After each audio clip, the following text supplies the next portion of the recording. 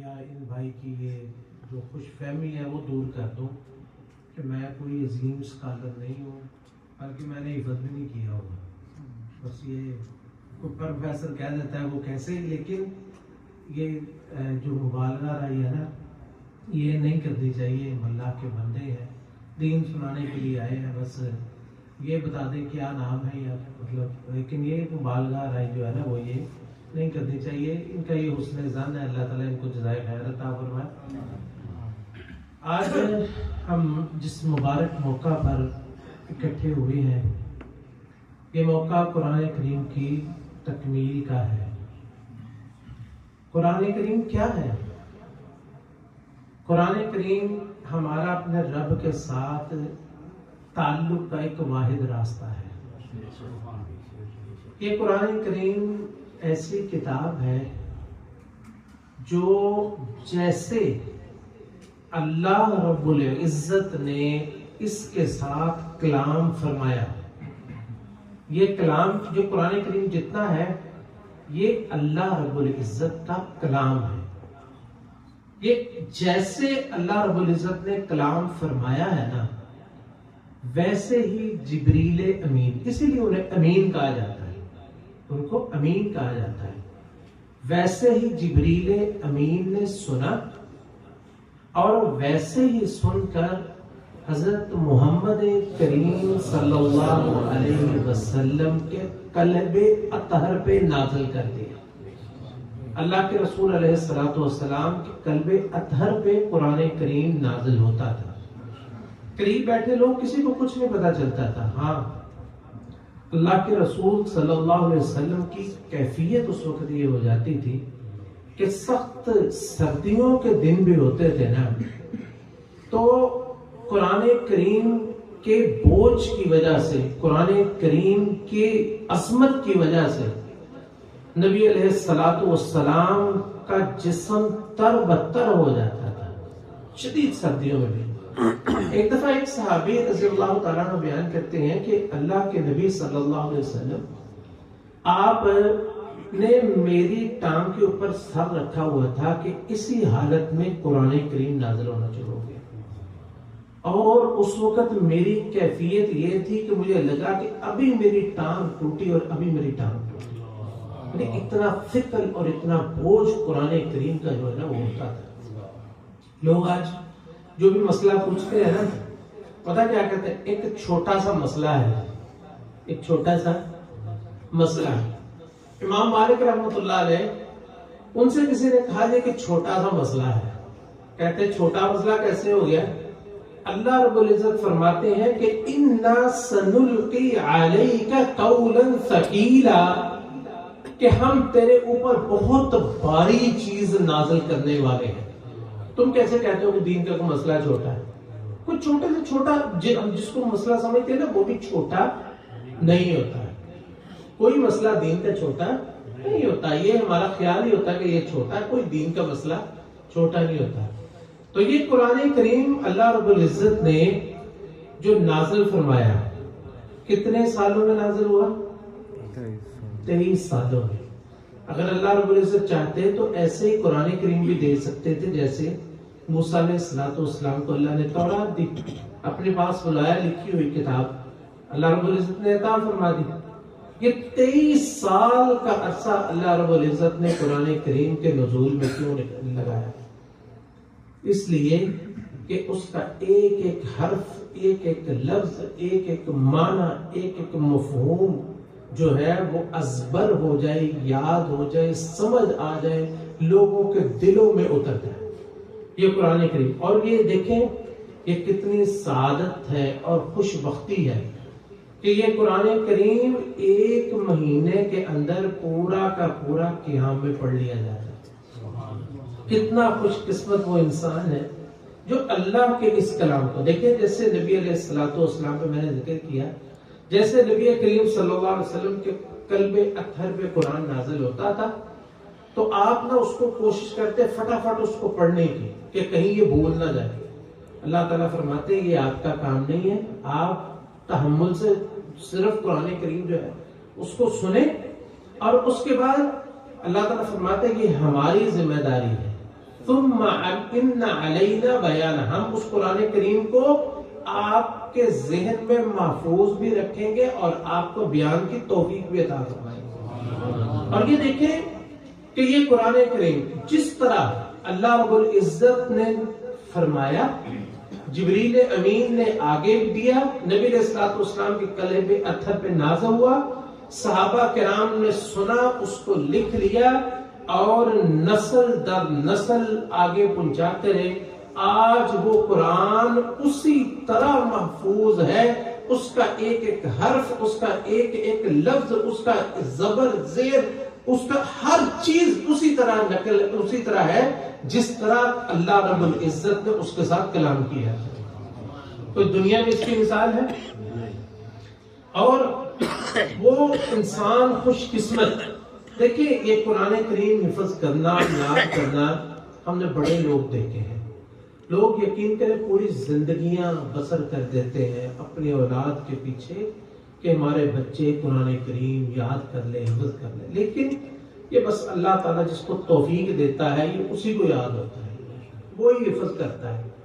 بہرحال اس کو صرف حفظ کرنا ہی ضروری نہیں ہے، ایک بندہ حفظ نہیں کر سکتا، ایک بندہ قرآن کریم حفظ، ہر ایک کے اندر یہ استطاعت نہیں ہوتی، ایک بندہ حفظ نہیں نہ کر سکتا، اس کو چاہیے وہ قرآن کریم سے محبت کرے، قرآن کریم کو پڑھے، قرآن کریم کا ترجمہ اس کو سیکھے، اس کو پڑھنے کا طریقہ اس کو آنا چاہیے کہ قرآن کریم پڑھا کیسے جاتا ہے۔ دیکھیں اللہ رب العزت نے کلام جس طرح فرمایا اس طرح ہمیں آنا چاہیے کہ اس طرح ہم قرآن کریم کو پڑھ سکیں، ہمیں پتا ہو کہ کون سے حرف ایک دوسرے کے مشابہ ہیں، ان کا فرق کیسے کرنا ہے، سین کا، صاد کا، ثا کا، ان چیزوں کا فرق ہمیں پتا ہونا چاہیے، اور کس طرح ہا کا اور ہا کا فرق ہوتا ہے، قاف کا اور قاف کا فرق کیسے ہوتا ہے، یہ کم از کم جو ہے۔ دیکھیں نبی علیہ الصلوۃ والسلام نے فرمایا کہ دنیا میں بہترین انسان دو قسم کے ہیں، بہترین انسان دو قسم کے ہیں، کون کون سے؟ خیرکم من تعلم القرآن وعلمہ، بہترین انسان وہ ہے جو قرآن سیکھتا ہے یا قرآن کریم سکھاتا ہے۔ ہمارا شمار ان دونوں میں سے کسی ایک میں ہونا چاہیے، ان دونوں میں سے کسی ایک میں ساری زندگی ہمارا شمار ہونا چاہیے۔ یا تو ہم قرآن کریم سیکھیں، اگر سیکھ لیا تو پھر سکھائیں، اگر سیکھ لیا ہے تو پھر سکھائیں۔ امام ذہبی رحمۃ اللہ، یہ تو ضروری نہیں ہے کہ قرآن کریم مطلب بہت ہر انسان اپنی استطاعت کے مطابق سکھا سکتا ہے۔ دیکھیں امام ذہبی رحمۃ اللہ علیہ، انہوں نے سیر اعلام النبلاء میں ایک بہت بڑے عالم دین، وہ قرآن کریم جو ہے وہ القاری کے نام سے مشہور تھے، میرا نام مجھے اس وقت ان کا یاد نہیں ہے، وہ قرآن کریم سکھاتے تھے، بہت لوگوں کو انہوں نے قرآن کریم حفظ کروایا، حتیٰ کہ ان کے بارے میں آتا ہے کہ وہ نابینا لوگ جو ہے نا وہ ان کو اپنے پاس ٹھہراتے تھے اور ان کو قرآن پڑھ پڑھ کے یاد کرواتے تھے۔ قرآن پڑھتے پھر وہ نابینا لوگ پڑھتے، وہ کیسے پڑھ سکتے تھے؟ اس وقت سسٹم بریل نہیں ہوتا، کچھ بھی نہیں تھا، کیسے پڑھ سکتے تھے؟ اور ان کو پڑھاتے، وہ یاد کرتے، ایک آیت، دو آیت، تین آیت، اس طرح ان کو قرآن حفظ کروا دیتے نابیناؤں کو۔ وہ فوت ہو گئے، کسی نے ان کو خواب میں دیکھا اور ان سے پوچھا کہ اللہ تعالیٰ نے تیرے ساتھ کیا معاملہ کیا ہے، اللہ تعالیٰ نے تیرے ساتھ کیا معاملہ کیا ہے؟ تو وہ کہتے ہیں کہ میں جو چھوٹے بچے تھے نا ان کو سورۃ فاتحہ پڑھاتا تھا نا، اس سورۃ فاتحہ پڑھانے کی وجہ سے اللہ نے مجھے بخش دیا۔ اندازہ کریں کتنا بڑے عمل تھے، لیکن اللہ نے کس وجہ سے بخشا؟ کہ چھوٹے بچوں کو یہ سورۃ فاتحہ جو پڑھاتے تھے نا، تو یہ قرآن کریم سیکھنے والے بن جائیں یا سکھانے والے بن جائیں، کوئی بھی مجلس، کوئی بھی محفل جس میں قرآن کریم کی تلاوت ہوتی ہے، پڑھایا جاتا ہے، پڑھایا جاتا ہے، نبی کریم صلی اللہ علیہ وسلم نے اس بارے میں فرمایا ہے کہ مجتمع قوم فی بیت من بیوت اللہ، کہ اللہ کے گھروں میں سے کسی گھر میں کوئی لوگ اکٹھے ہوتے ہیں، کس مقصد کے لیے؟ یتلون تلاوت اللہ، یتلون کتاب اللہ ویتدارسون بینہم، وہ قرآن کریم کی تلاوت کرتے ہیں اور ایک دوسرے کو سکھاتے ہیں. یا تدارسون یعنی کوئی ایک کو پڑھاتا ہے, ان کو پڑھاتا ہے, اس کو سکھاتے ہیں, اس کو سناتے ایک دوسرے کو. جیسے حفاظ کرام دور کرتے ہیں قرآن کریم کا, یا جیسے مطلب ایک پڑھ رہا ہے باقی سن رہے ہیں, تلاوت ہے قرآن کریم کی, تراویح ہے, ایک پڑھ رہا ہے باقی سن رہے ہیں. یا جیسے ہم انشاءاللہ اللہ تعالیٰ کی کلام کی بات ہی کرتے ہیں, حدیث کی بات ہی کرتے ہیں, آپ لوگ سن رہے ہیں, تو کوئی بھی ایسی مجلس ہوتی ہے نا, تو ان کے لیے نبی علیہ الصلوۃ والسلام نے فرمایا کہ اللہ کی طرف سے 4 ان کے لیے انعام ہوتے ہیں. اللہ کی طرف سے 4 انعام ہوتے ہیں. نمبر 1, الا نزلت علیہم السکینہ, اللہ کی طرف سے ان پر سکینت نازل ہوتی ہے. اللہ کی طرف سے سکینت ان پر نازل ہوتی ہے. ایک تو سکینت وہ ہوتی ہے, اچھا بعض چیزیں ایسی ہوتی ہیں ان کا کوئی وجود ہمیں نظر نہیں آتا, بس سکون دل ہے, اس کا وجود ہمیں نظر نہیں آتا, لیکن کبھی کبھی اللہ تعالیٰ اس کا وجود دکھا بھی دیتے ہیں. کبھی کبھی اللہ تعالیٰ اس کا وجود دکھا بھی دیتے ہیں. اسید ابن حضیر رضی اللہ تعالیٰ عنہ بیان کرتے ہیں, یہ صحیح مسلم کے اندر روایت ہے. اسید ابن حضیر بیان کرتے ہیں, کہتے ہیں کہ میں ایک دفعہ بیٹھا ہوا تھا, تو گھوڑا جو ہے نا انہوں نے رکھا ہوا تھا جہاد کے لیے, تو اس کا باڑا تھا, وہ بیٹھا ہوا تھا, میرا ان کے ساتھ بیٹھا تھا, اس کا نام تھا یحییٰ. وہ سویا ہوا, کہتا جی میں نا قرآن کریم پڑھ رہا تھا. تو پتہ نہیں کس وجد میں پڑھ رہے تھے, کس سرور میں پڑھ رہے تھے, تنہائی میں بیٹھ کے, وہ کیا ان کی کیفیت تھی قرآن کریم پڑھنے کی, اور قرآن کریم پڑھتے وہ کس کیفیت سے گزر رہے تھے. کہتے میں سورہ کہف کی تلاوت کر رہا تھا. سورہ کہف جو نبی علیہ السلام نے فرمایا نا ہر جمعہ اس کی تلاوت کیا کرو, اور ابھی قاری صاحب نے جو ہمارے امام تراویح ہیں انہوں نے بھی اسی کی تلاوت کی تھی, سورہ کہف. فرماتے ہیں ساتھ اسید بن حضیر کہتے ہیں کہ میں جو ہے وہ سورہ کہف کی تلاوت کرتا, تو اچانک پتہ نہیں کیا ہوا, میرا گھوڑا بڑے سکون سے کھڑا تھا, وہ بدکنے لگا, جیسے نا وہ ایک دم وہ مطلب ادھر ادھر ہونے لگا, اور جو ہے نا وہ ٹانگیں مارنے لگا, جیسے مطلب تھوڑا سا وہ بے چین ہو جاتا ہے. یا وہ کہتے جی میں خاموش ہوا, تو اس کی طرف دیکھنے لگا تو وہ بھی سکون سے ہو گیا. کہتے جی میں نے کہا ویسے ہی میں نے پھر شروع کر دیا. کہتے میں پھر تلاوت پڑھنے لگا, قرآن پڑھنے لگا, سورۃ کہف پڑھ رہا تھا, پھر پڑھنے لگا, تو پھر وہ گھوڑا جو ہے وہ بدکنے لگا. کہتے میں پریشان ہو گیا, کیا ہے, میں اس کے طرف دیکھنے لگا تو وہ پھر سکون سے ہو گیا. کہتے 3 دفعہ پھر میں پڑھنے لگا قرآن کریم, وہ اور زیادہ بدکنے لگا. مجھے ڈر ہوا کہیں یہ رسی توڑا کے میرے بیٹے یحییٰ کو نہ کچل دے. تو کہتے جی میں نے قرآن کریم جو ہے وہ بند کر کے رکھا, تو میں نے نا اچانک دیکھا کہ میرے اوپر, اور ایک حدیث میں آتا ہے کہ گھوڑے کے اوپر ایک جیسے نور کی چادر ہوتی ہے, اور اس کے اندر ایسے جیسے کمکمے ہوتے ہیں, چراغ اس کے اندر روشن ہوتے ہیں. تو اس کو دیکھ کے حیران رہ گیا.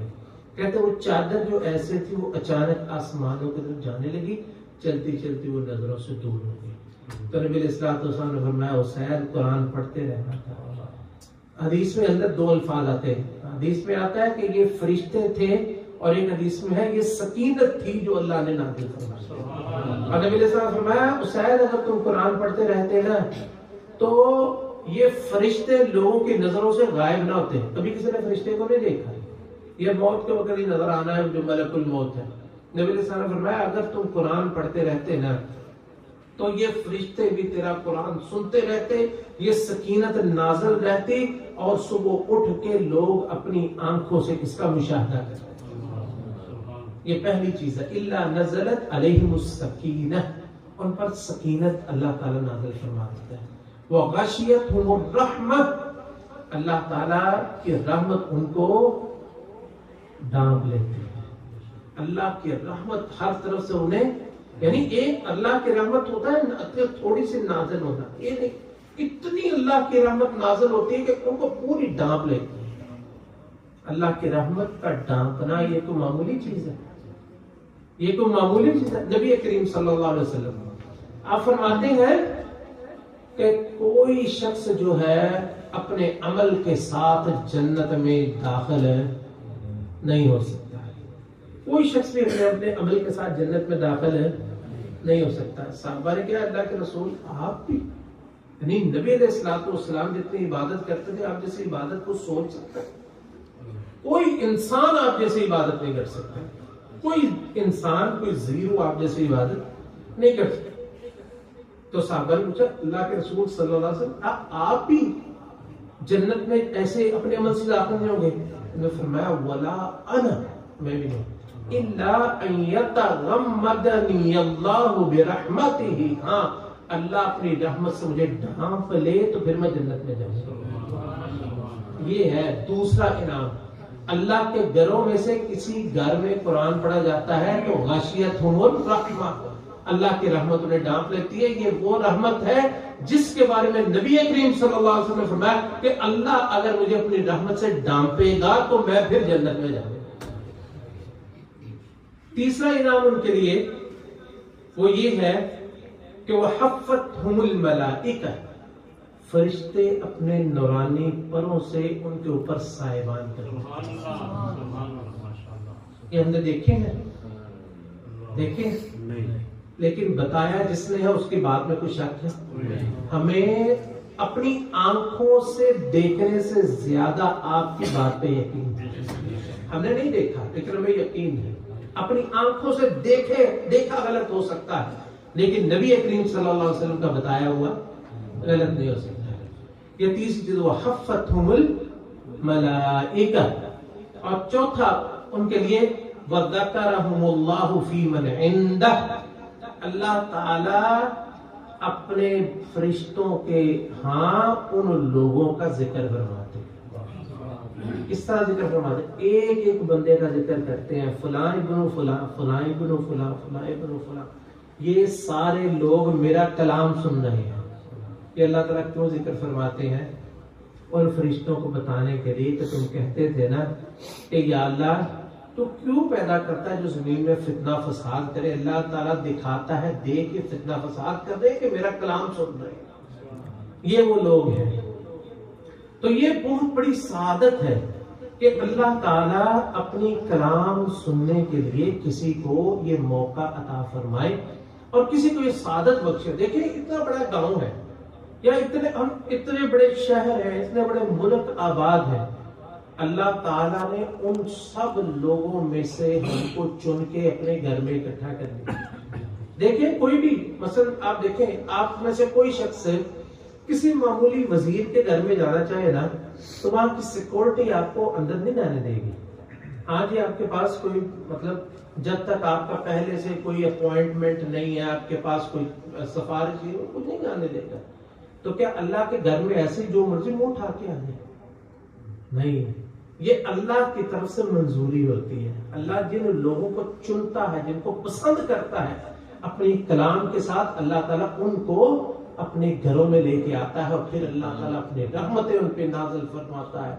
یہ دیکھیں یہ کتنے لوگ ہوتے ہیں، جس تراویح پڑھنے والے یہ چند لوگ، آپ دیکھیں کتنے لوگ ہوتے ہوں گے، چند لوگ، باقی گاؤں کہاں پہ ہوتا ہے، اپنے گھروں میں آرام کر رہا ہے، کوئی ٹی وی دیکھ رہا ہے، کوئی کچھ کر رہا ہے، کوئی کچھ کر رہا ہے، کوئی کچھ کر رہا ہے۔ یہ لیکن یہ اللہ کے خاص بندے ہوتے ہیں جن کو اللہ تعالیٰ یہ توفیق عطا فرماتا ہے کہ وہ امام، وہ قائد جو قرآن کریم سنانے والا، وہ سب کو لے کے چلنے والا، کتنا خوش قسمت جس نے قرآن کریم پڑھا، جس نے قرآن کریم یاد کیا۔ یہ اصل میں قرآن کریم اس نے نہیں پڑھا ہوتا، یہ اس نے حفظ نہیں کیا ہوتا، حفظ اصل میں اس کے والدین نے کیا ہوتا ہے۔ حقیقت یہ ہے کہ حفظ جو ہے یہ بچے کم کرتے ہیں، والدین زیادہ کرتے ہیں۔ بچوں کی ڈیوٹی کم ہوتی ہے، ماں کی اور باپ کی ڈیوٹی زیادہ ہوتی ہے۔ تو ڈاکٹر فضل اللہ صاحب حفظہ اللہ تعالی، بڑے جلیل قدر علامہ، یہ جسے کہتے ہیں نا اس وقت کوئی ہم فوت ہونے کے بعد دیکھتے ہیں کون بڑا قابل قدر تھا، اولیاء کو دیکھنا ہے نا، کسی زندہ ولی کو، ڈاکٹر فضل اللہ صاحب ان کو دیکھیں، اللہ تعالیٰ ان کو سلامت رکھے، بڑی دین کی خدمات ہے۔ ان سے کسی آدمی نے پوچھا کہ میں اپنے بچے کو حفظ کروانا چاہتا ہوں، کہتے ہیں اگر تو اور تیری بیوی اگر حفظ کر سکتے ہیں نا تو پھر بچے کو بھیجنا، اگر اتنی ڈیوٹی دے سکتے ہو، اتنا ذمہ داری دکھا سکتے ہو کہ تم بچے کے پیچھے رہ کے اتنی ذمہ داری دکھا سکتے ہو، پھر حفظ میں ڈالنا مطلب وقت اپنا اور اس کا ضائع نہ کرنا، یہ والدین ہوتے ہیں۔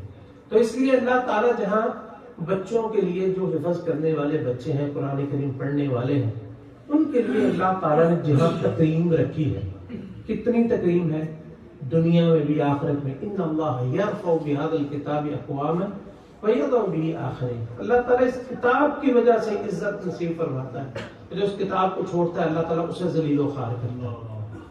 من اعرض عن ذکری فإن له معیشة ضنکا ونحشره یوم القیامت اعما. جو قرآن سے وہ پھیرتا ہے اللہ تعالیٰ فرماتے ہیں اس دنیا میں بھی ہم اس کی معیشت، اس کی زندگی تنگ کر دیتے، چاہے جتنا بھی مال ہو، لیکن خوش نصیبی اسے نہیں حاصل ہوتی. وَنَحْشُرُهُ يَوْمَ الْقِيَامَةِ اعما. روز قیامت ہم اندھا کر کے اسے اٹھائیں گے جو اس قرآن سے اعراض کرتا ہے، منہ پھیرتا ہے. یعنی اعراض سے مراد کہ علم پڑھنا، پڑھانا، عمل کرنا، سننا، سنانا، یہ ساری چیزیں ان کو ترک کرنا، یہ اعراض ہے قرآن کریم سے. یعنی جو بندہ مطلب قرآن پڑھ بھی نہیں سکتا، اس کو نہیں آتا، وہ عمل کرتا ہے، وہ اعراض نہیں کرتا، وہ قرآن پہ عمل کرنے والا ہے. تو اللہ تعالیٰ اس کتاب کی وجہ سے عزت عطا فرماتا ہے. ان اللہ یرفع بہذا الکتاب اقواما ویضع به آخرین. اور جو چھوڑتے ہیں اللہ تعالیٰ ان کو ذلیل و رسوا کرتا ہے. اور اتنی عزت اللہ تعالیٰ عطا فرماتا ہے کہ ان کو قرآن کا قاری بنا دیتا ہے. قرآن کا قاری بننا ہی سب سے بڑی عزت ہے، اس سے بڑی اور کوئی عزت نہیں ہے. دنیا میں دیکھیں، دنیا جتنی محبت ائمہ کرام سے کرتی ہے، مثلا ائمہ حرمین ہیں، ان کا کیا مقام ہے؟ یعنی کس وجہ سے عزت ہے؟ قرآن کریم کی وجہ سے عزت ہے نا. کسی کو پتا چلے آج ائمہ امام حرم آ رہے ہیں تو لوگ کس طرح ان کے آگے بچتے ہیں. ان کے پاس کیا ہے؟ ان کے پاس کوئی سلطنت ہے، کوئی دولت ہے، کوئی پیسہ ہے، کیا ہے؟ ان کے پاس مصلی نبوی ہے، ان کے پاس قرآن کریم ہے. یہ قرآن کی عزت ہے، یہ قرآن کا مقام ہے. سب سے بڑا مقام قرآن کریم کا ہے. اور دیکھیے اسی طرح یہ قبر میں بھی، یہ دنیا میں بھی ساتھ دینے والا ہے، اور اسی طرح قبر میں بھی یہ قرآن کریم ساتھ دینے والا ہے. نبی علیہ السلام نے فرمایا سورہ ملک رات پڑھ کے سویا کرو، یہ تمہارے لیے سفارشی بن جائے گی، تمہارے لیے سفارشی ہوگی، یہ نور بن جائے گا یہ قرآن کریم تمہارے لیے. اچھا دیکھیں، روز قیامت اللہ رب العزت نے قرآن روز قیامت کا نقشہ کھینچا ہے کہ وَاخْشَوْا يَوْمًا لَا يَجْزِي وَالِدٌ عَنْ وَلَدِهِ شَيْئًا. جس دن باپ بیٹے کے کام نہیں آئے تو ماں چھوڑ دے گی بیٹے کو. یا ایھا الناس اتقوا ربکم ان زلزلۃ الساعۃ شیء عظیم یوم ترونها تذهل كل مرضعة عما ارضعت وتضع كل ذات حمل حملها وترى الناس سکارى وما هم بسکارى ولكن عذاب الله شدید. لوگوں، یا ایھا الناس اتقوا ربکم، اپنے رب سے ڈرو. واخشوا یوما، اس دن سے، قیامت کے روز سے ڈرو جس دن مائیں اپنے دودھ پیتے بچوں کو چھوڑ دیں گے، جس دن بچے بوڑھے ہو جائیں گے. ایسے پر لگے گا لوگ سارے نشے میں ہیں، وہ نشے میں نہیں ہوں گے، اللہ کے عذاب کے خوف سے اپنے ہوش و حواس گنوا بیٹھے. اس دن کیا ہوگا؟ یعنی جس کوئی نہ ماں کام نہیں آئے گی تو کون کام آئے گا؟ جہاں ماں نہیں کام آئے گی تو کون کام آئے گا؟ میں بتاتا ہوں کون کام آئے گا. نبی کریم صلی اللہ علیہ وسلم نے فرمایا کہ قاری قرآن جب قبر سے نکلے گا نا، قبر سے نکلے گا، جب کوئی کسی کو نہیں پوچھے گا نا، اس کے پاس ایک شخص آئے گا جس کا چہرے کا رنگ جیسے بدلا ہوتا ہے نا، ایسے ہوگا. وہ اس کو آ کے پوچھے گا تم مجھے جانتے ہو کون ہے؟ جہاں جاننے والے نہیں جان رہے وہاں ایک اجنبی آ کے پوچھ رہا ہے تم مجھے جانتے ہو میں کون ہوں؟ وہ کہتا ہے نہیں مجھے نہیں پتا. کہتا ہے میں تیرا وہ قرآن ہوں جو تو پڑھا کرتا ہے. اللہ قرآن کو مجسم کر کے لے کے آئیں گے، قرآن مجسم ہو کے آ جائے گا. اس کو کہے گا لوگ جو ہے اپنا مال اس کی حفاظت کرتے ہیں، آج میں تیری حفاظت کرتا ہوں. قرآن کریم اس کے ساتھ چلے گا. اور دوسری حدیث نبی علیہ الصلوۃ والسلام نے فرمایا اقرأ الدہراوین، یہ دو جو ہے وہ چمکتی چیزیں، دو جو ہے وہ چمکتی صورتیں نا، ان کو پڑھا کرو، یعنی سورہ بقرہ اور آل عمران. اور آپ نے اس کی 3 مثالیں بیان فرمائی. آپ نے فرمایا کہ روز قیامت اپنے پڑھنے والے کے ساتھ ایسی آئے گی جیسے پرندوں کا جھنڈ ہوتا ہے یا کوئی بادل ہوتا ہے یا سائبان ہوتا ہے. جس دن کوئی سایہ نہیں ہوگا، جس دن کوئی سایہ نہیں ہوگا، یہ سورہ بقرہ اور آل عمران اس کے اوپر سایہ بن جائے گا. اور نیچے قرآن کریم جو ہے وہ اس کے ساتھ چل پڑے گا، اور پھر یہ اس کو لے کے اللہ کے دربار میں جائے گا، قرآن کریم اس کو لے کے اللہ کے دربار میں جائے گا، اللہ کے دربار میں جا کے کہے گا یا رب، اے اللہ اس کی تکریم فرما، اے اللہ اس کی تکریم فرما۔ تو مجھے بتائیں کہ وہاں کسی کی جرأت ہوگی؟ من ذا الذی یشفع عندہ الا بإذنہ، اللہ کی اجازت کے بغیر تو بول سکے گا؟ نہیں بول سکے گا۔ یہ اللہ ہی قرآن کو کہے گا کہ اس کی تم تکریم کر، اس کی تم سفارش کرو، اللہ تعالیٰ اس کو اجازت دیں گے، اور پھر وہ اللہ تعالیٰ کو کہے گا کہ یا اللہ اس کی تکریم فرما۔ پھر کیا اللہ یا رب حل، اے اللہ، یا رب، اے رب اس کو کوئی عزت کا لباس عطا فرما۔ تو اللہ تعالیٰ فیلبس تاج الکرامہ، جہاں لباس میسر نہیں ہوگا اللہ لباس تو دیں گے، اللہ کرامت کا تاج اس کے سر پہ پہنا دے گا۔ جس وقت پوری کائنات اول و آخر آدم سے لے کے آخری انسان تک سارے دیکھ رہے ہوں گے، صاحب قرآن کے سر پہ اللہ تاج رکھ دے گا۔ قرآن کہے گا یا رب زد ہو، اے اللہ اور عزت عطا فرمائے۔ اللہ تعالیٰ فرمائیں گے لاؤ اس کو حلت الکرامہ، کرامت کا لباس اس کو پہنا دو، اس کو کرامت کا لباس جو ہے وہ پہنا دیا جائے گا، سر پہ کرامت کا لباس، ایک حلت الکرامہ پہنا دیا جائے گا۔ تیسرا ایک اور قرآن سفارش کرے گا، تو کہے گا یا رب ارض عنہ، اے اللہ اب تو اس سے راضی بھی ہو جا۔ اللہ تو اعلان کر دے میں تیرے بندے سے راضی، میں اپنے بندے سے راضی ہو گیا۔ قرآن سفارش کہے گا یا اللہ تو اس سے راضی ہو جا، اس سے راضی ہونے کا اللہ کہے گا جا میں تجھ سے راضی ہوں۔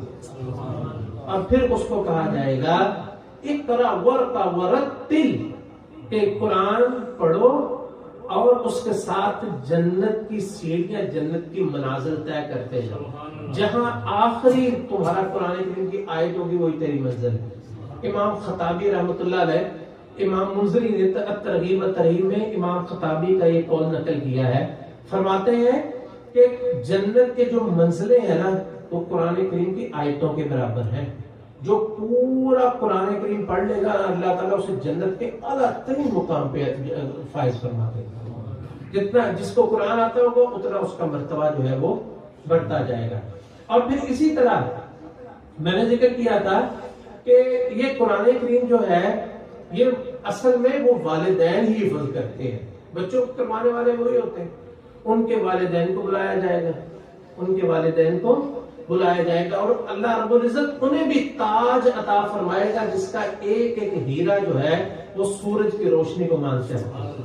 اللہ یہ ان کے والدین کے لیے۔ اب دیکھیں بچے نے جتنا قرآن پڑھنا ہے نا، بس بچہ حفظ کرنا شروع کیا، اس نے پڑھا الف لام الف لام، جیسے وہ پڑھتا الف با تا تا، جتنا پھر اس کے بعد قرآن یہ حفظ جو بچہ کرتا ہے نا، آپ اندازہ کرتے ہو کتنا قرآن پڑھتا ہے۔ آپ نے یہ تو سنا ہے نا الف کا اجر 10 نے کیا، لام کا 10، میم کی 10 نے کیے، سنا ہے نا آپ نے۔ آپ یہ سوچ تصور کر سکتے ہیں کہ بچہ جو حفظ کرتا ہے وہ کتنا قرآن پڑھتا ہے۔ مثلا اس نے ایک سبق جو پڑھتا ہے، ایک سبق وہ کتنی دفعہ اس کو پڑھتا ہے؟ 10 مرتبہ پڑھتا ہے۔ اس کی ایک دن کی نیکیوں کا کوئی حساب کر سکتا ہے؟ بچہ نابالغ ہوتا ہے، بچہ نابالغ ہوتا ہے، اس کا تو کھاتا ہی نہیں کھلا، یہ نیکیاں کس کے کھاتے میں جاتی ہیں؟ والدین کے کھاتے میں، ساری نیکیاں۔ بعد میں جب بالغ ہوتا ہے تو اس کے کھاتے میں بھی لکھی جاتی ہے، اس کے والدین کے بھی کھاتے میں یہ ساری لکھی جاتی ہے۔ کتنی نیکیاں ہوں گی یہ قرآن کریم کی جو ایک بچہ حفظ کرتا ہے، اور حفظ کرنے کے بعد یہ آپ کے سامنے مصلی پہ کھڑے ہو گئے، یہ مصلی پہ کھڑا ہونا کوئی آسان کام نہیں ہوتا ہے، بہت مشکل کام ہے۔ اور یہ جو کھڑے ہو کے سناتے ہیں نا آپ کو، ان کے پیچھے ان کی پوری زندگی کی محنت ہوتی ہے، والدین کی محنت ہوتی ہے، ان کے اساتذہ کی محنت ہوتی ہے، کتنی محنت ہوتی ہے، اور پھر وہ آپ کو کھڑے ہو کے وہ سناتا ہے۔ اس سے پہلے وہ کتنا قرآن ایک دن میں، کوئی عام بندہ اتنا قرآن نہیں پڑھ سکتا جتنا ایک حافظ پڑھتا ہے۔ وہ کتنی دفعہ وہ پڑھتا ہے، سناتا ہے، پھر سناتا ہے، پھر سناتا ہے، پھر سناتا ہے، 4 4 5 5 دفعہ سناتا ہے، اور پڑھتا ہے کتنی دفعہ، پھر ایک دفعہ وہاں پہ پڑھتا ہے۔ کتنی نیکیاں ہیں جو اللہ رب العزت انہیں عطا فرماتا ہے. بس یہ کھاتے کہ سارے اللہ کے پاس ہے. بس اللہ تعالیٰ اخلاص کی دولت نصیب فرمائے اور اللہ تعالیٰ اس محنت کو قبول فرمائے اور اللہ اس قرآن کو ہمیں پڑھنے کی اور اس پر عمل کرنے کی بھی توفیق نصیب فرمائے. اصل یہ قرآن جو ہے یہ صرف پڑھنے کے لیے نہیں ہے، یعنی یہ نہیں اس کا عمل کس کو پڑھا جائے، یہ تو ایک سٹیپ ہے. اصل سٹیپ کیا ہے، اصل منزل کیا ہے؟ قرآن پہ عمل کرنا، قرآن پہ عمل کرنا. اور اس کے لیے حافظ قرآن ہونا ضروری نہیں ہے. کوئی بھی عمل تو سب کے لیے ضروری ہے. اللہ تعالیٰ نے یہ نازل اس لیے کیا ہے کہ لیدبروا آیاتہ، تاکہ اس کی آیات پر غور و فکر کیا جائے، اس میں تدبر کیا جائے، اس میں اس کو سمجھا جائے اور پھر اس کے مطابق جو ہے وہ عمل کیا جائے. اللہ سے دعا ہے یہ قرآن جو سنا، جو سنایا، جنہوں نے سنایا ہے، جنہوں نے سنا ہے، جنہوں نے پڑھایا ہے، جنہوں نے پڑھا ہے، اللہ تعالیٰ سب سے اس کو قبول و منظور فرمائے. اور اللہ تعالیٰ یہ 27ویں رات ان راتوں میں سے ایک رات ہے جس کے بارے میں بڑی امید ہوتی ہے کہ یہ بھی لیلۃ القدر میں سے ایک رات ہے. نبی کریم صلی اللہ علیہ وسلم کسی رات کو جب پورا عشرہ آ جاتا، اس عشرہ میں، پورے عشرے میں آپ پوری راتوں کا اہتمام کرتے ہیں، یعنی 21 سے لے کے 30ویں یا 29ویں رات تک کوئی رات نہیں چھوڑتے تھے. اگر پوری راتوں کا کوئی اہتمام کرے، ہر رات میں قرآن کی تلاوت کرے، ہر رات میں صدقات و خیرات کرے، ہر رات میں اللہ کی تسبیح و تحمید کرے اور ہر رات میں نماز پڑھے، تو جو ہے لیلۃ القدر کدھر جائے گی؟ جب اس نے پوری راتیں ہی جو ہے وہ ان کا اہتمام کر لیا تو لیلۃ القدر اس سے مس کیسے ہو سکتی ہے؟ نہیں ہوتی انشاءاللہ، کیونکہ یہ وقت نہیں ہوتا، یہ پوری رات ہوتی ہے. تو اللہ سے دعا ہے، کافی ٹائم بھی ہو چکا ہے، تو یہ انفرادی عبادت بہرحال زیادہ ہوتی ہے. یہ آخری قرآن کریم کے اختتام کا موقع تھا. اللہ تعالیٰ ہم سب کو قرآن کریم سننے کی، اس پر عمل کرنے کی بھی توفیق نصیب فرمائے. لیکن یہ بات یاد رکھیں، جو باقی راتیں یہ نہ ہو کہ قرآن کریم مکمل ہو گئے اور گھر میں چلے گئے، نہیں، یہ قرآن کریم کا قیام بھی ایسے ہی جاری رہے آخر تک. اور بلکہ اللہ سے دعا مانگنی چاہیے اللہ تعالیٰ ہمیں اس کے بعد بھی توفیق نصیب فرمائے. دیکھیں نبی علیہ السلام نے حضرت عبداللہ بن عمرو بن العاص رضی اللہ تعالیٰ عنہ، آپ نے انہیں ایک نصیحت کی تھی کہ یا عبداللہ لا تکن کا فلان ہے، کہ فلان بندے کی طرح نہ ہو جانا. وہ قیام اللیل کرتا تھا پھر اس نے چھوڑ دیا. اب یہ نہ ہو کہ رمضان جائے وہ فلانے ہم بن جائے، وہ ہم بن جائے کہ رمضان میں قیام اللیل کرتے تھے بعد میں چھوڑ دیا. یہ تہجد تراویح قیام اللیل ایک ہی چیز ہے نا، یہ ایک وہ بعد میں چھوڑ دیں اگر تو ہم بھی وہی فلانے بن جائیں گے نا جس کے بارے میں نبی علیہ السلام نے فرمایا کہ ویسے نہ ہونا. ہم تو بری مثال بن جائیں گے اگر رمضان کے بعد قیام چھوڑ دیں گے. بس اللہ سے دعا کریں کہ اللہ اس قرآن کے ساتھ، نماز کے ساتھ ہمارا تعلق مضبوط بنائے اور یہ مرتے دم تک ہمارے ساتھ رہے. اللہ تعالیٰ ہم سب کو معاف فرمائے.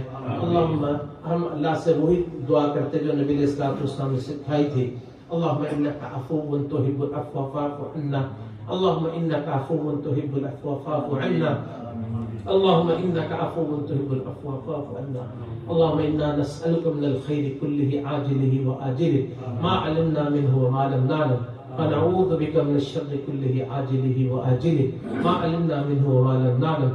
اللهم إنا نسألك بكل خير ما سألك به عبدك ونبيك محمد صلى الله عليه وسلم، ونعوذ بك بكل ما استعاذك به عبدك ونبيك محمد صلى الله عليه وسلم. اللهم إنا نسألك الجنة الفردوس، اللهم إنا نسألك الجنة الفردوس، اللهم إنا نسألك الجنة الفردوس وما قرب إليها من قول أو عمل، ونعوذ بك من النار، ونعوذ بك من النار، ونعوذ بك من النار وما قرب إليها من قول أو عمل. اللهم نحن عبادك وابناء عبادك وابناء إمائك، نواصينا بيدك، ماض فينا حكمك، عدل فينا قضاؤك. نسألك بكل اسم هو لك سميت به نفسك أو أنزلته في كتابك أو علمته أحدا من خلقك أو استأثرت به علم الغيب عندك أن تجعل القرآن ربيع قلوبنا. اللہ اس قرآن کو ہمارے ہمارے دلوں کی بہار بنا دے، ہماری آنکھوں کا نور بنا دے، ہمارے سینوں کی ٹھنڈک بنا دے، اللہ اسے ہمارا رہبر و رہنما بنا دے، اللہ اس قرآن کے ذریعے سے ہم کو بخش دے، اللہ اس قرآن کی برکت سے اللہ ہم کو معاف فرما دے، اللہ ہم سب کو لیلۃ القدر کی برکتیں نصیب فرما، اللہ ہمارے بیماروں کو شفاء کاملہ فرما، اللہ جو ہمارے اعزاء اقارب والدین یا دوست احباب میں سے جو بھی تیرے پاس پہنچ چکے اللہ سب کو بخش دے، اللہ سب کے گناہوں کو معاف فرما دے، اللہ سب کے درجات کو بلند فرما دے، اللہم اغفر لجمیع موتى المسلمین الذین شہدوا لک بالوحدانیۃ ونبیک بالرسالہ وماتوا علی ذلک، اللہم اغفر لهم وارحمهم وعافهم واعف عنهم واکرم نزلهم ووسع مدخلهم رب ارحمهما كما ربياني صغيرا رب ارحمهما كما ربياني صغيرا رب ارحمهما كما ربياني صغيرا لا اله الا انت سبحانك انی كنت من الظالمین ربنا ظلمنا انفسنا وان لم تغفر لنا وترحمنا لنكونن من الخاسرین، اللہ ہم سب کو بخش دے، اللہ ہم سب کی حاجتوں کو پورا فرما، اللہ ہم سب کی پریشانیوں کو دور فرما، اللہ جو قرض کے بوجھ تلے دبے ہیں اللہ ان کے بوجھ ہلکی کر دے، اللہ جو گھروں کی طرف سے پریشان اللہ انہیں سکون نصیب فرما، اللہ جو بے اولاد ہیں انہیں نیک صالح اولاد نصیب فرما، اللہ جو جن کو اولاد نصیب فرمائی ہے اللہ ان کی اولادوں کو ہدایت نصیب فرما، اللہم صلی علی محمد وعلی آل محمد کما صلیت علی ابراہیم وعلی آل ابراہیم انک حمید مجید، اللہم بارک علی محمد وعلی آل محمد کما بارکت علی ابراہیم وعلی آل ابراہیم انک حمید مجید۔